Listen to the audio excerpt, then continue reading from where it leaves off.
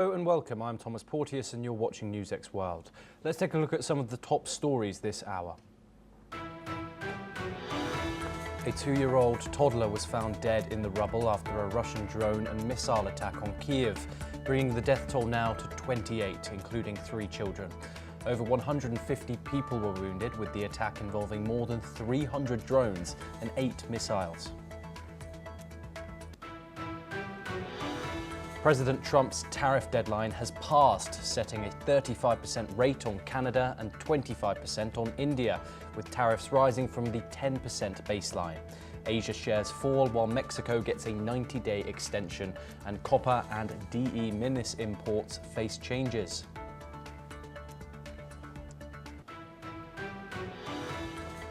US Special Envoy Steve Witkoff is in Gaza to visit food distribution sites aided by the Israeli military as part of efforts to deliver more food to the region. The UN reports at least 1,373 Palestinians have died while trying to access aid since May. Flooding triggered by heavy rain in Vietnam's Dien Bien province has left at least 14 people dead or missing. Flash floods and mudslides inundated houses after hours of heavy rain on Thursday night. Heathrow Airport has unveiled a £49 billion expansion plan, including a £21 billion third runway approved by the UK government. The expansion will modernise the airport, with flights expected to start within a decade. Indonesia's President Prabowo Subianto grants amnesty to 2 political rivals, a former trade minister and a senior opposition politician. The pardons come just a few weeks after both were sentenced to jail. El Salvador's ruling party passed a bill to overhaul elections, paving the way for President Nayib Bukele to seek a 3rd term. This follows a 2021 court ruling backed by Bukele's judges that allowed him to run again despite a constitutional ban. The US has imposed sanctions on Palestinian Authority officials and members of the Palestine Liberation Organization, accusing them of undermining peace efforts with Israel. The State Department will deny visas to those targeted without naming specific individuals.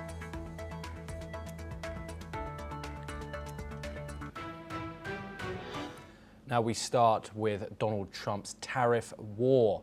China has warned that there is no winner in a trade war after US President Donald Trump unveiled a sweeping bunch of tariffs on nearly 70 countries, including a 35% hit on Canadian goods. Here's what Guo Jiakun, Chinese Foreign Ministry spokesman, had to say. 中方反对滥施关税的立场是一贯和明确的。关税战、贸易战没有赢家。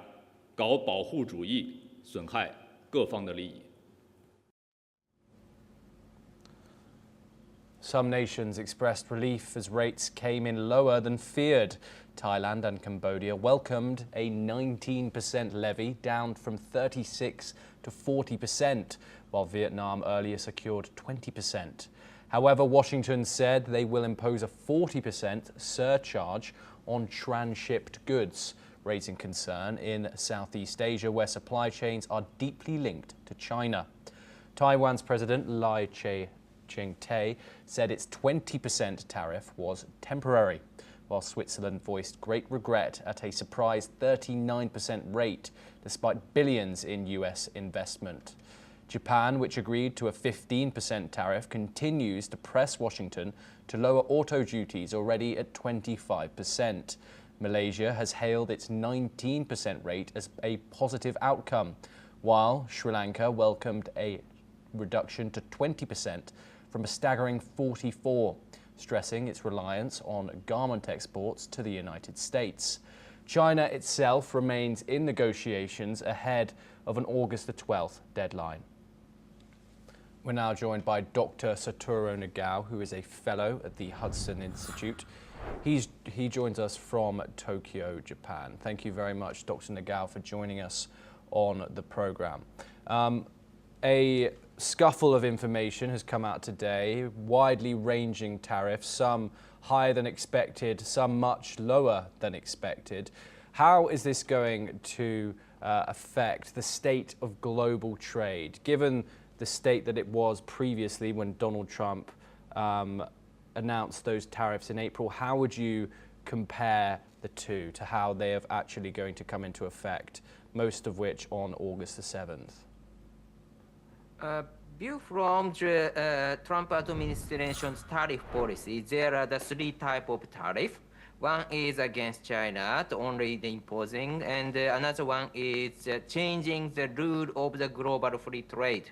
This is the second type of tariff. Imposing the many countries at the same time is this type of tariff. And the third one is, I called, this is rehabilitation of the military industry tariff. This is imposing to the car industry, the aluminum, steel, this one, or shipbuilding also. This is directly linked with military industry. So these three types of tariff the Trump administration is using, but one by one they are setting up. Especially the second one is imposing the many countries at the same time, because changing the global free trade rule, and it will be so-called international trade with tariff. This is the new rule instead of the global free trade. Under such kind of situation,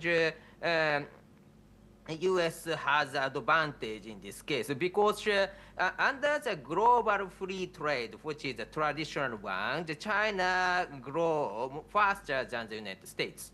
So China will catch up to the United States finally. So to prevent this, the United States need to change the rule itself, but in this case, without imposing tariff to other countries, U.S. cannot change the rule. So firstly, they impose this and changing the global free trade. After that, they will negotiate with China by using the tariff. This will be the second step. Will follow after this negotiation with other country. So that's why which country agree with the United States indicate the U.S. strategy. Firstly, Indo-Pacific partners is lining up to Vietnam, Philippines, Indonesia, or Japan also, South Korea also. These countries agree with tariff negotiation with the United States because U.S. focusing on this region, but not include China. And the U.S. also agree with the British and the EU. These are the U.S. ally also. So after negotiate with these allies, they will negotiate with China. This is a long-term strategy of the United States just now. Dr. Nagao, does the US risk isolating itself with its strategy? And does it force the world to look more to China in their trade routes? China do not have enough money to deal with because of the changing rule of the global free trade means that China cannot get enough income. And in this case, under the new rule, U.S. can get more money. Why U.S. pressure is possible and other countries need to agree with the United States? Because United States has such kind of potential. U.S. economy is still grow and not ignorable for other countries. So other countries cannot ignore the United States. That's why they negotiate and agree. So even if it looks like U.S. is not popular, Trump administration policy is not popular, still many countries try to negotiate with the United States, not isolated. This is the potential of the U.S. power. So we cannot ignore the United States. That's why we negotiate. So after that, they can change the rule itself. And under the new rule, they will negotiate with China and crush China down, something like that, because of the competition.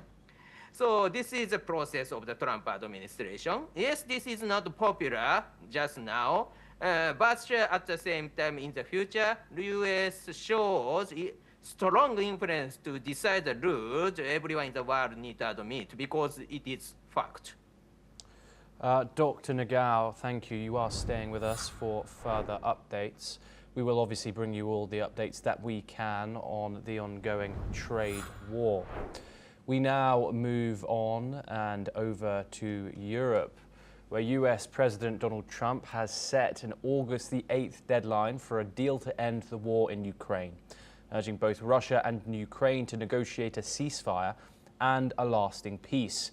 Speaking at the UN Security Council, a senior US diplomat, John Kelly, emphasized that the United States is ready to impose additional measures on Russia if progress isn't made by that date. Moscow and Kiev have held several rounds of talks, but no significant breakthrough has been achieved. While Russia has pledged to continue talks in Istanbul, Ukraine insists on a full, immediate ceasefire as a critical step towards peace.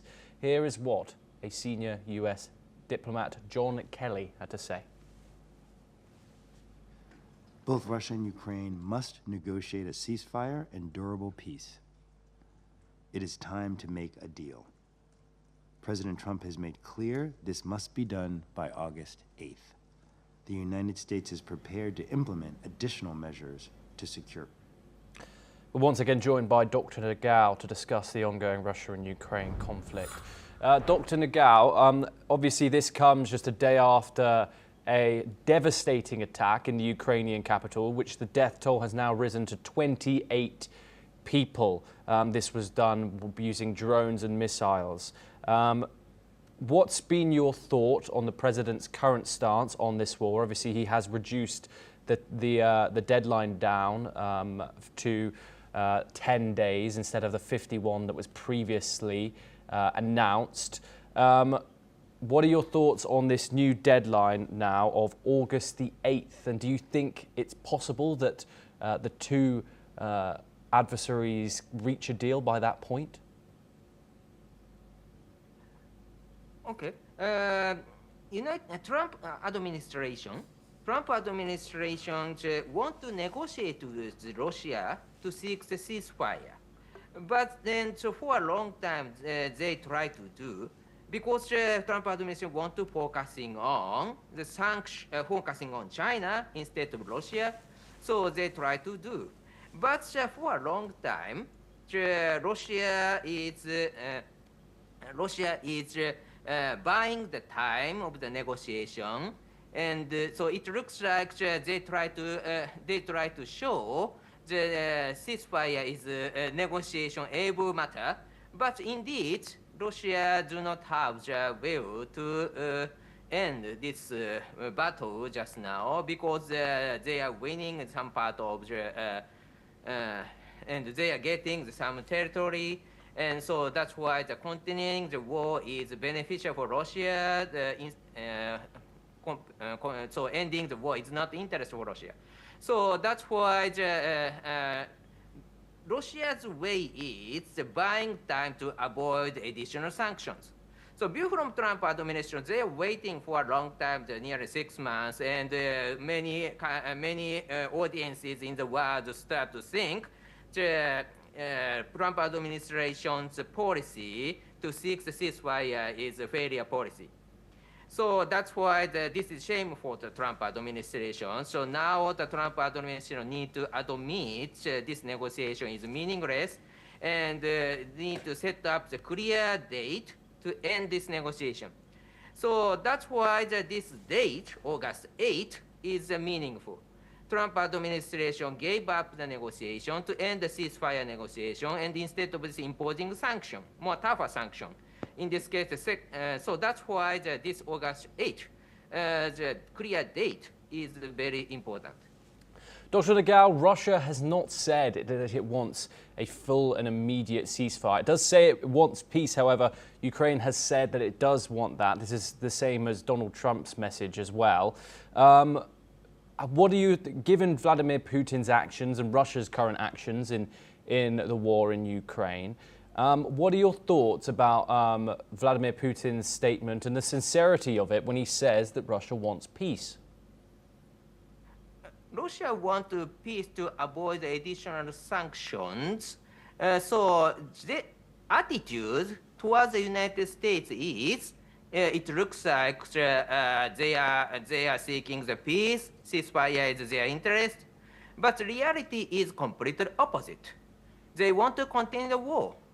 Because since 2014, gradually, one by one, they get the territory.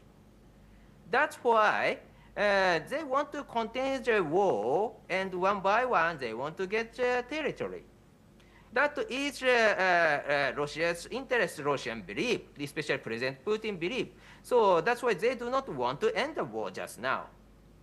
So on surface, they say we are peace-loving country, ceasefire is their interest, but reality is completely opposite. Yes, Dr. Nagal, thank you very much for joining us on the program. As always, pleasure having you. We now move over to South Asia for our next story, where Pakistan has taken a major step in energy diversification, signing a landmark trade deal to import US crude for the very first time. Pakistan's largest refiner, Synergy Eco, will now import 1 million barrels of West Texas intermediate crude from its Vitol this October. The cargo will be loaded in Houston and is expected to arrive in Karachi in the second half of the month. The deal comes after months of talks and US President Donald Trump's threat to impose tariffs on Pakistani imports. The country's finance and petroleum ministries have since urged local refineries to explore US sources. This move marks a shift away from reliance on Middle Eastern suppliers, which currently account for most of Pakistan's oil imports. We are now joined by Adit Kathari, who's a foreign affairs expert. He joins us live from London. Adit, thank you very much for joining us here on the programme. Why is this deal so significant, not just for the US and Pakistan, but also for the region? So I think, Thomas, if you look at the various media reports that have come out, many of them are calling this a diversification of Pakistani oil imports. But just look at the scenario. Pakistan is basically situated to one of the richest oil-producing countries in the world, the Middle East, and despite that, you're having to import crude from across the Atlantic, millions of miles away from the United States. I see this more as a bribe rather than the diversification of crude imports.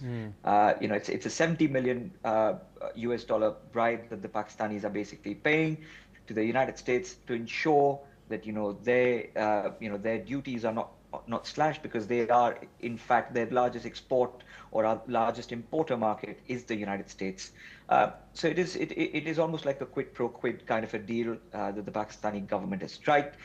We do not know at this point how much of the refinery will have to tweak itself to ensure that the United States crude that it imports is refined in the Pakistani, is viable to be refined in the Pakistani refineries. So that is something which we will have to wait until the second and the third week of October, till this import basically hits Karachi and the formal refinery process basically begins, and then we get to understand what the next set of procedures are, whether the Pakistani refineries are going to be looking at the true diversification of its crude imports by importing many more barrels of oil from Vitol.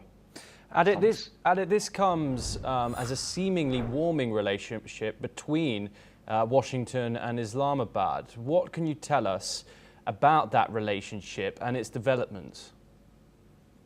So I think you've got to hand it out to the Pakistani establishment, because somewhere or the other they've been able to decode Donald Trump way better than many other countries have been able to.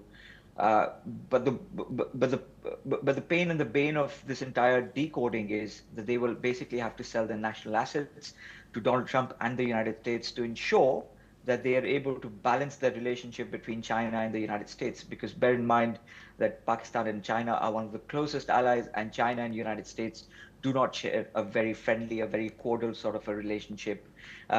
So what the Pakistanis are basically doing, or rather the Pakistani establishment, because it works in a sort of a totalitarian sort of a concept where there is no sort of democratic stakeholders, the civilian population of Pakistan do not hold the Pakistani establishment accountable to any standards, which is why the Pakistani establishment is able to sell its national resources and national assets to China and United States to ensure that they're able to keep some sort of a friendly and a cordial relationship, a balanced relationship between the two nations. And that is their predominant reason for doing this is to ensure that they can keep India at bay. So that is where the success of the Pakistani establishment should be sort of applauded, Thomas. Yes, Adit Kathari, you are staying with us to discuss more updates from the region. Now let's move west, where Israel is evacuating most of its diplomatic staff from the United Arab Emirates amid growing security concerns. According to Israeli the media, the move follows an updated travel warning issued by Israel's National Security Council, which says groups like Iran, Hamas, Hezbollah and Global Jihad may be planning to target Israelis in the Gulf. The NSC specifically warned Israelis to be cautious during upcoming Jewish holidays, including Shabbat. The UAE, which normalized ties in Israel in 2020 under the Abraham Accords, has seen a growing Israeli and Jewish presence in recent years. The evacuation comes amid regional tensions following Israel's recent strikes against Iranian targets as global pressure mounts over the situation in Gaza. The Israeli Foreign Ministry has not commented on the reports, and the UAE government has yet to issue a statement. We're once again joined by Adit Kathari. Adit, obviously since 2020, the Abraham Accords, the relationship between Israel and the Gulf countries has been somewhat normalized. Do you think Israel is right here in assessing the danger and evacuating most of its staff from the United Arab Emirates? So, Thomas, I don't think we'll have a coherent picture until the UAE diplomats come out and physically tell us the reason why this is happening. But if we look at it, like you mentioned, from 2020, the presence of Israeli and the Jewish community in the UAE has grown quite visibly since 2020, especially since the US brokered the Abraham Accords. But we also need to take into cognizance that in March, just a few months ago, the United Arab Emirates basically sentenced 3 people to death for the murder of an Israeli rabbi who was killed in November in the Gulf country. So, these crimes are extremely rare in the UAE, but the anti-Semitic attacks on the Israeli and Jewish population in various parts of the globe, including the UAE, has sort of increased since the October 2020 attacks. The October 2022 attacks. So given that in mind, we also need to take into cognizance that the particular UAE ambassador, the Israeli ambassador to UAE, Yossi Shali, she has had a couple of misconduct reports against her. So it could very well be a reason that, that is predominantly the reason why she's being brought back and is going to be replaced by a new ambassador to the United Arab Emirates. So there is not much clarity at this point with regards to why this move is being happened. Israel obviously calls it more of a security risk ever since they've attacked the Iranian regime, which is why they feel that the Iranians might take some sort of cognitive measures to attack the ambassadors and their diplomatic missions in the emirate. But we've not seen any sort of credible threat emerge as such. Thomas. Adit, could you give us a little bit more background on the state of relations of Israel and these Gulf countries? Obviously, we're seeing Qatar broker the Gaza ceasefire talks in the capital of Doha. But could you give us a bit more background? Obviously, Gulf states are Muslim majority countries. What more can you tell us about the relationship between Israel, which is obviously a Jewish state, and the Muslim Gulf? So, if you're strictly speaking diplomatically, and this is not including the people-to-people ties, then the relationships between Israel and the other Middle Eastern countries, which are largely Muslim and Islamic nations, is fairly buoyant, and it's developing to some sort of a cordial relationship, including that with Egypt, Jordan, etc. I mean, we've seen how the Saudi princes come out to say openly and candidly that he is only bothered about the progress and the welfare of his own people, and he is not bothered about what happens in Palestine, and he doesn't want to sort of import the politics of Palestine into the streets of Jeddah, and he's being very categorical about. And this is the kind of policies that we've seen across the various Middle Eastern countries, including the UAE, where they are discouraging Palestinian supporters to come out openly and advocate and have rallies on the streets of their country. So which is very different to sort of Western democracies, where we regularly see in the streets of London, in the streets of New York, Palestinian supporters coming out and advocating for a free Palestine state, and sometimes even bordering into sort of anti-Semitic rhetoric. This is something which we do not get to see within the Middle Eastern countries, which is why the relationship between the Israel and the Middle Eastern countries is slowly evolving, slowly getting better. Trade ties have improved. The people-to-people relationship still continues to be questionable, but this is only a matter of time, because the head of states have decided that they are not going to be held hostage due to the history and the politics of the past. Yes, Adit Kathari, thank you very much for joining us. Pleasure to have you on the programme. Now let's move over to Central America, where El Salvador's Legislative Assembly has passed a sweeping reform granting President Nayib Bukele the ability to run for re-election, extending his term from 5 to 6 years and eliminating the need for a second round vote. Bukele's supporters, who dominate the assembly, approved the reforms with overwhelming backing, while only 3 opposition members voted against it. The reform comes after Bukele's 2024 re-election made possible by a Supreme Court ruling that allowed him to bypass a constitutional ban on consecutive terms. While Bukele enjoys significant support for his anti-gang efforts, the reforms have sparked widespread condemnation from critics who view them as an erosion of democracy. Opposition lawmakers have called the changes an abuse of power, accusing the president of tightening his grip on power and silencing dissent. Human rights groups have also raised concerns over the crackdown on activists and journalists under Bukele's administration.